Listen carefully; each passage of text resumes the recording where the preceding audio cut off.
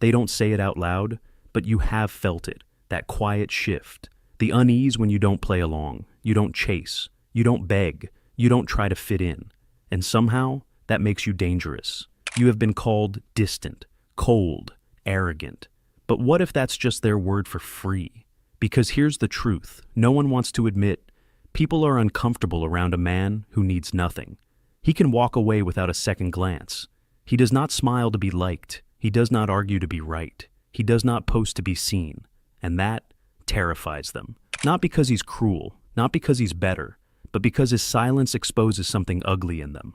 Their addiction to approval, their fear of being alone, their constant need to be chosen. See, most people live their entire lives as hostages, held captive by opinions, by trends, by the invisible leash of validation. But then there's him, the man who does not need you, does not need your praise, does not need your permission. And when you can't control someone with your approval, you start to fear what else you can't control. He's not trying to prove anything. He just is, unapologetically, unmoved, unbothered, and in a world built on performance. His stillness is a threat, so they call him antisocial, detached, emotionally unavailable. But what if that's not true? What if, just like Nietzsche warned, the truly dangerous man is the one who creates his own values, instead of inheriting yours? Because a man who defines himself can't be manipulated. A man who finds peace alone becomes untouchable. And a man who does not need you cannot be owned. This video will reveal the brutal psychological truth behind emotional self-sufficiency. Why solitude is not weakness. Why your silence can feel like violence. And why the man who walks alone may just be the only one who's free. They have told you that being alone is dangerous, not physically, but emotionally. They whisper it into every ad, every post, every late-night doubt. You need people. You need attention. You need love, or there's something wrong with you. But what if that's the first lie? What society truly fears is not your loneliness. It's your emotional self-sufficiency. Because a person who does not crave constant affirmation, who is not addicted to the warmth of being liked, who can sit alone in silence and not flinch, is someone who can't be controlled. See, loneliness is marketable. If you feel empty, you will buy more. You will consume more love stories, more products, more distractions. You will chase connections like they are oxygen, and every algorithm is designed to make sure you never stop. But solitude, true, sovereign solitude, that's a threat to the entire system. Because the man who does not need to be seen does not click. The man who is not desperate to be loved does not scroll. And the man who finds peace without performance does not obey. Capitalism does not just sell products, it sells validation. Instagram sells you beauty. LinkedIn sells you status. TikTok sells you attention. And all of it is designed to reinforce one message. You are not enough. Not until you belong, not until you're approved. But that man, the one who walks alone, smiles at nothing, thinks deeply and says little, he disrupts the economy of insecurity. He becomes a glitch in the emotional code. And glitches, my friend, get labeled. They will call him distant, emotionally unavailable, detached, even dangerous, because he broke the loop. Carl Jung warned about this. He did not see neediness as weakness. He saw it as a symptom, a sign of an unindividuated psyche, someone who has not yet separated their identity from the collective. Because when you're not whole within yourself, you need the world to tell you who you are. But once you start individuating, once you face your shadow, listen to your silence, and reclaim the energy you have scattered across people and screens, you begin to stand alone. And when you stand alone, you stop being programmable. You stop chasing what others chase. You stop playing roles to feel accepted. You stop needing noise to feel alive. And that makes you unreadable to systems built on predictability. You don't vote how they expect. You don't buy what they push. You don't follow their fears. You're not lonely. You're not broken. You're just not for sale anymore. And in a culture built on control, independence is not celebrated. It's pathologized. They don't want you healed. They want you hooked. Because if you ever truly become whole, you will walk away, and they will have nothing left to sell you. What if your need for others was never really about love? What if it was survival, the need to fit in, to be liked, to belong, not out of connection, but out of fear? This isn't just social instinct, this is psychic conditioning, and breaking free from it is a form of rebellion. Carl Jung called this process individuation, the journey of becoming a whole self, not the self shaped by culture, religion, parents, or peers, but the self that exists beneath all that. Individuation isn't self-improvement, it's self-confrontation. It means facing the parts of you you've buried, the rage you suppressed, the needs you silenced, the voice you replaced with obedience. And it means pulling back the identity that was built for you and asking, who was I before the world told me who to be? Because most people don't want to become whole. They want to be liked. They want to belong. And belonging often means abandoning the very parts of yourself that make you real. Jung warned us, the privilege of a lifetime is to become who you truly are. But no one tells you that becoming who you truly are means being willing to be alone. Now, Nietzsche took this even further. He didn't just talk about becoming yourself. He talked about burning everything else down in the process. In Thus Spoke Zarathustra, Nietzsche introduces the concept of the Übermensch, the one who rises above the herd, who doesn't inherit values, but creates them, not through ego, but through will, through pain, through solitude. He writes, the individual has always had to struggle to keep from being overwhelmed by the tribe. If you try it, you will be lonely often, and sometimes frightened, but no price is too high to pay for the privilege of owning yourself. Most people are not living their own life. They're living out a blueprint they never questioned. They think what their group thinks, desire what others desire, judge what others judge, and they call this morality. But it's not morality, it's obedience. True morality, the kind Nietzsche admired, is dangerous because it doesn't follow, it creates. This is where Jung and Nietzsche align. They both believe the normal man is not whole, he is split. He is performing, he is controlled. Jung's shadow, Nietzsche's herd. Two faces of the same trap. Now imagine the man who escapes it, who integrates his shadow, the ugly, repressed, chaotic truths within, who doesn't hide from what he feels, but transforms it. Imagine the man who no longer lives to meet expectations, but to embody his own truth. He will not be easy to digest. He will not fit the roles others assigned him. He will be misunderstood, mocked, feared, because that kind of man, a man who doesn't inherit his soul, but builds it from scratch, is a danger to everything built on imitation. He is not just alone. He is not just independent. He is in rebellion, psychic rebellion. He has declared war, not on others, but on the parts of himself that once begged to be accepted. And in killing those parts, he was born. That's why solitude isn't peace. It's fire. It's a furnace where the false self dies, and the real one rises. They never had to put chains on you. They just convinced you that freedom felt like attention. They gave you a screen, a scrolling feed, a digital applause machine, and you stepped inside willingly. You didn't even feel the door close. Social media isn't a tool, it's a drug. And the high it sells isn't pleasure, it's validation.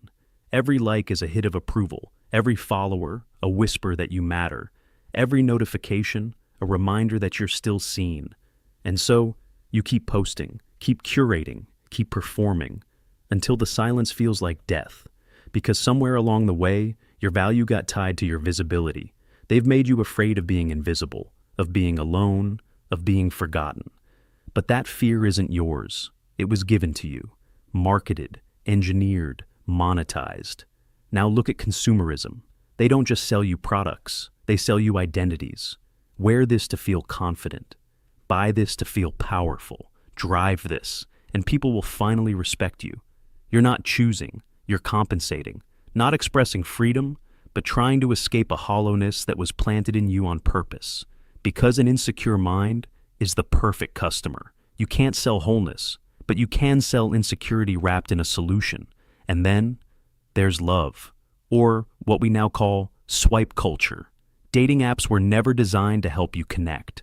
They were designed to keep you swiping, to reduce desire into algorithms, to make intimacy a game of numbers, to train your instincts like a lab rat chasing hearts and dopamine. You're not finding love. You're becoming programmable. Every match is another lever pulled. Every rejection is another psychological button pushed, until your self-worth becomes just another metric you try to fix with angles, bios, filters, strategies. You're not building a relationship, you're optimizing one. Carl Jung once said, "Until you make the unconscious conscious, it will rule your life, and you will call it fate." And that's what's happening here. You think you're choosing, you're not.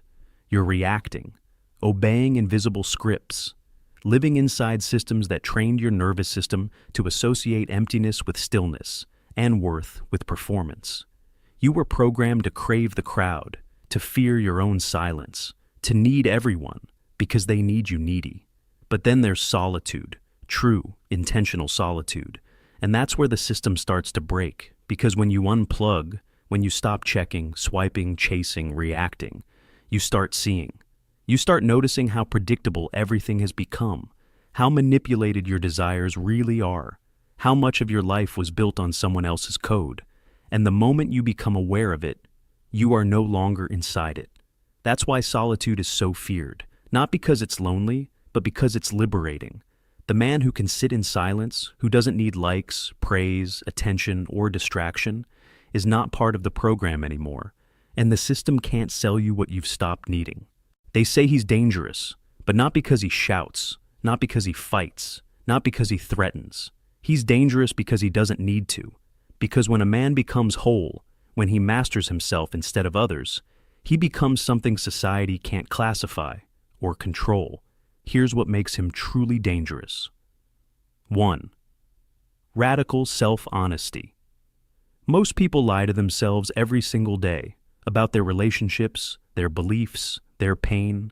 They wear a mask so long they forget it's a mask. They build a life on half-truths and performance and call it success. But the dangerous man, he faces the mirror no one else dares to look into. He asks himself questions that tear through the illusion. What am I pretending not to know? Whose dream am I living? What part of me am I still running from? And he answers, without flinching. He doesn't use positivity as an escape. He doesn't numb himself with busyness. He stares into the cracks until he sees what's hiding beneath. Real-world example. He ends a long-term relationship, not because it's toxic, but because it's false, because it's built on comfort, not truth. Philosophical anchor. You must become your own teacher, your own disciplinarian, your own judge. Carl Jung. Challenge to the viewer. When was the last time you told yourself the truth, even when it hurt? 2. Emotional sovereignty. Most people chase love to feel whole, chase approval to feel worthy, chase attention to feel alive. But the dangerous man, he doesn't chase. He doesn't beg to be liked. He doesn't twist himself to be desired. He doesn't sell out his values for a seat at the table. He has become his own source, and that makes him immune to the world's emotional blackmail. Real-world example. He's ghosted, ignored, misunderstood. But he doesn't spiral. Because he knows rejection isn't death, it's data. Philosophical anchor. He who cannot obey himself will be commanded. Nietzsche.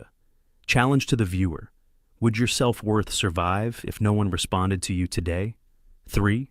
Cognitive autonomy. The world is full of borrowed beliefs. People inherit morality like hand-me-down clothes, never questioning if it fits. But the dangerous man? He questions everything. He knows. If your beliefs are not yours, then neither is your life. He examines his principles like weapons. He sharpens them through thought, through pain, through contradiction, until what remains is his real-world example. He leaves a religion, not in anger, not in rebellion, but in quiet realization. This was never mine. Philosophical anchor. No price is too high to pay for the privilege of owning yourself. Nietzsche. Challenge to the viewer. What belief are you still holding on to, just because you were told it was right? 4. Shadow mastery. Everyone has darkness. The difference is what they do with it. Most repress it, deny it, project it onto others. But the dangerous man, he walks into the cave. He meets his shame, his rage, his emptiness, and he makes peace with it, not by avoiding it, but by understanding it. He knows what you suppress controls you. What you face transforms you. Real-world example. He doesn't snap in arguments, not because he's passive, but because he knows what anger really is, grief in disguise. He's already buried it, already healed it, already walked through its fire. Philosophical anchor. One does not become enlightened by imagining figures of light, but by making the darkness conscious. Carl Jung. Challenge to the viewer. What part of your inner world have you exiled? That now controls you from the shadows.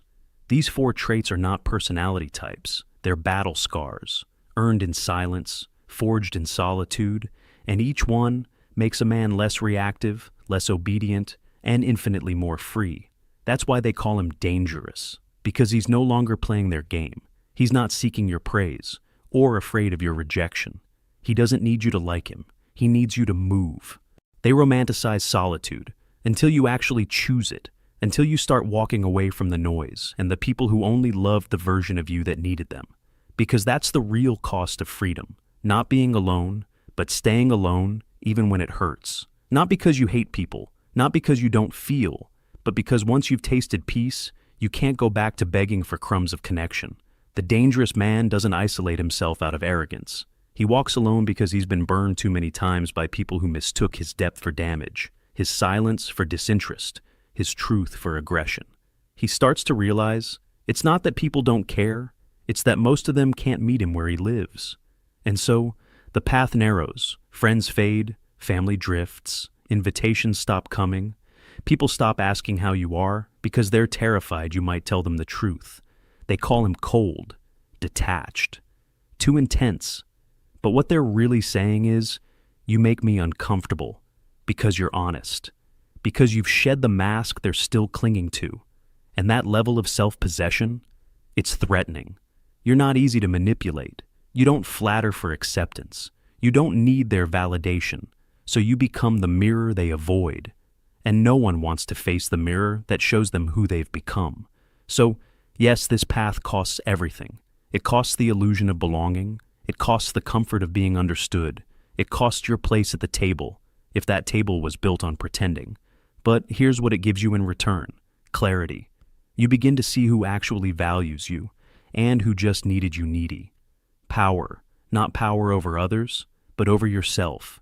The kind of power that can't be taken, because it was never borrowed. Peace, not the peace of silence, but the peace of no longer performing. You stop chasing. You stop proving. You stop shrinking yourself just to fit inside a world that fears its own depth. And what's left is freedom. Not the loud, showy kind, but the kind that comes from knowing you don't owe anyone your softness just to be safe. This is why the dangerous man walks alone. Not because he loves the distance, but because he refuses to trade his integrity for inclusion. He would rather be misunderstood in truth than loved in illusion. And in that decision, he becomes untouchable, not invincible, not emotionless, but so deeply grounded in who he is that no one else gets to define him again. That's the price of freedom, and the gift. Because while the world trades itself for approval, he is becoming something rare, a man who belongs fully to himself. They won't say it outright, they'll never admit it, but deep down, they fear him. Not because he's violent, not because he's angry, but because he's free. Free from the systems that keep everyone else in line. Free from the lies they all agreed to believe. He's not loud. He's not starting a revolution. He's not waving a flag. But his very existence, his silence, his self-possession, his refusal to play the game, is a threat. Economic threat. In a world built on insecurity, you are most valuable when you feel incomplete, because people who feel whole don't buy as much. They don't need luxury to feel worthy. They don't need fashion to feel beautiful. They don't need status symbols to feel powerful. They've stopped chasing dopamine, so the ads don't work, the sales don't tempt, the trends don't matter. The dangerous man is a broken customer. He sees the game too clearly. He's not a consumer, he's a witness, and that breaks the cycle. Political threat. They can't win him over with slogans, can't scare him with outrage, can't herd him with headlines. Because he doesn't follow ideology, he dissects it. He doesn't react, he reflects. He doesn't pick sides, he questions the entire map. You can't control a man who has no tribe, because he has nothing to lose for thinking differently. He votes with awareness, stands alone when necessary. And that kind of autonomy, it terrifies the machine, because the system isn't built to fight rebels. It's built to silence thinkers. Psychological threat, but perhaps most dangerous of all, is the way he makes people feel about themselves. He doesn't even have to speak. His presence alone is a disruption, a mirror held up too steadily, too honestly, for others to look away. Because when you meet someone who needs nothing from you, someone who isn't trying to impress, please, or flatter, it becomes painfully obvious how much of your identity is performance, and that makes people uneasy. He is the silent crack in the system's mirror, the one reminder that another kind of life is possible, and possibility is a threat to comfort. So they call him dangerous, distant, cold. They reduce his depth to pathology, label his clarity as arrogance, mock his independence as just a phase. Because if they admitted what he truly is, a man who can't be sold, swayed, or seduced, they'd have to confront what they've become. And most people would rather demonize what they can't control than evolve into what they secretly admire. So, yes, they fear him. Not because he's evil, but because he's free. And nothing threatens a controlled world more than a man who doesn't need it. This kind of man doesn't appear by accident. He isn't born. He's built, forged in silence, formed in discomfort, shaped by choices most people run from. If you want to become him, not just admire him, there's a path. And it begins with truth. Every night, sit with yourself, no music, no scrolling, just a pen, a page, and your unfiltered honesty. Ask, what did I seek today that I didn't need? Where did I lie to fit in? What fear shaped my choices? Marcus Aurelius did this. It wasn't self-help. It was self-discipline, an act of psychological hygiene. He knew, if you don't audit your soul, you become a stranger to yourself. This isn't journaling, it's confrontation. You want freedom? Then you need to meet the parts of yourself you've buried, the anger, the envy, the weakness you've been pretending isn't there. Sit with the mirror and ask, what do I hate in others that secretly lives in me? What am I scared people might find out? What parts of me are still owned by others, by culture, by trauma, by expectation? This is shadow work, and it hurts. But the man who hasn't faced his darkness is still controlled by it. Take a fast from the crowd, log out, delete the apps, shut off the noise. Not forever, just long enough to remember what silence sounds like. Because if your worth rises and falls with likes, views, or replies, you're still owned. Start small. 1 hour a day with no stimulation, then stretch it. Walk without music, sit without company, and let your nervous system remember, stillness is not a threat, it's a test. And most never pass it.